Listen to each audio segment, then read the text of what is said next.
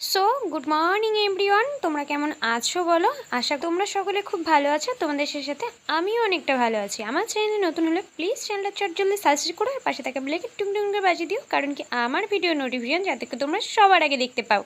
তা আজকে ফাইনালি সকাল সকাল রেডি শেডি হয়ে কিন্তু আজকে চলে গেছিলাম আমার সব থেকে পছন্দের একটা জায়গায়, বড়মার দর্শনে। তোমরা অনেকেই কম বেশি বনগাঁর সাতভাই কালীতলার নাম শুনে থাকবে।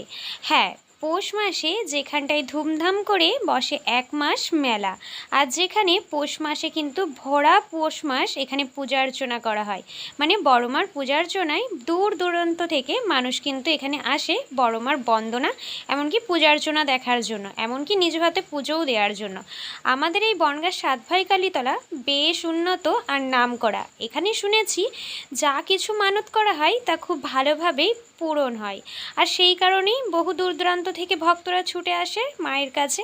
তো আজকেও আমিও সেই একই কারণে মায়ের কাছে ছুটে এসেছিলাম। আমার এখানে মেজো মা, ভাই, পিসিরা সবাই এসে সুদূর বারাসাত থেকে বড়মার পূজা অর্চনার জন্য, আর আমাদের এই সুন্দর বনগাঁর প্রকৃতিটাকে উপলব্ধি করার জন্য।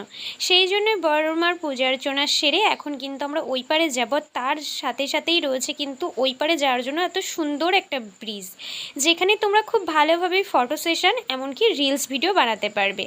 তারপরেই চলে আসলাম এই যে আদি মন্দিরে। এখানেই নাকি শোনা যায় পূর্ব পরিচিত গল্পে যেখানে 7 ভাইয়ের মুন্ডু এখনও দেখা যায়, যেটা এখানে আসলে তোমরা আই থিঙ্ক 5টা এখানে মুন্ডু দর্শন করতে পারবে, যেটা কঙ্কাল রূপে এখানে রয়ে গেছে। সেই দর্শন কিন্তু আমরাও সাক্ষী হয়েছি, কিন্তু সেটা ভিডিও ক্লিপে তোমাদের সঙ্গে শেয়ার করতে পারলাম না। পৌষ মাসের ভিডিওতে আমি যখন এসেছিলাম এই মন্দিরে পূজা অর্চনার জন্য, সেখানেও অনেক কথা শেয়ার করেছি, আর আজকে আমার জানা কিছু কথা তোমাদের সঙ্গে আবারও শেয়ার করলাম। মায়ের কাছে ঘুরে মায়ের পূজা অর্চনা করে মায়ের দর্শন লাভ করে এখন কিন্তু গুটি গুটি পায়ে এগিয়ে যাব বাবার দর্শনে, বাবার বাড়িতে। কোথায় যাচ্ছি সেটা তোমরা একটুখানি পরেই জানতে পারবে। আজকে কিন্তু আমার সঙ্গে অনেকে আছে, বলতে পারো আজকে সবাইকে নিয়ে একটা জমজমাট পরিবেশে মা আর বাবাকে দর্শন করছি।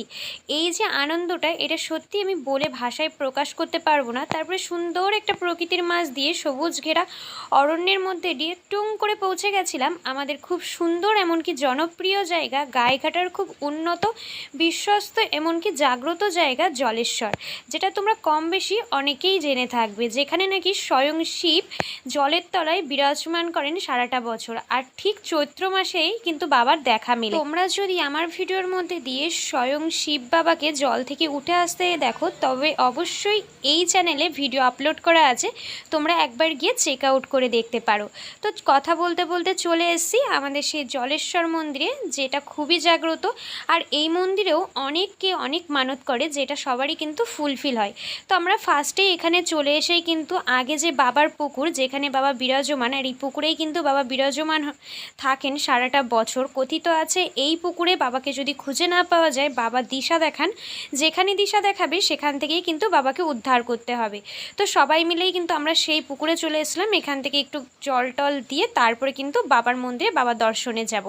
আই থিঙ্ক আমরা যখন এসছি এখন 1:30-2 বাজে, তখনও কিন্তু এখানটা জমজমাট। মানে সর্বসময় সারা বছরই কিন্তু এই মন্দিরের চারপাশ কিন্তু জমজমাট থাকে। দেখে বুঝতেই পারছো চারপাশে প্রচুর মানুষজন এখানে কিন্তু ভিড় করেন এই জলেশ্বর বাবার এই মন্দিরটা দেখার জন্য। আর যেখানে বাবা স্বয়ং নিজে রয়েছেন সেখানে তো আসা যাওয়ার কোনো ব্যাপারই না। তো যাই হোক, আমাদের বাড়ির থেকে এটা বেশি দূরত্বে না, তোমরা চাইলে এই জায়গাটা একবার এসে দর্শন করে যেতে পারো।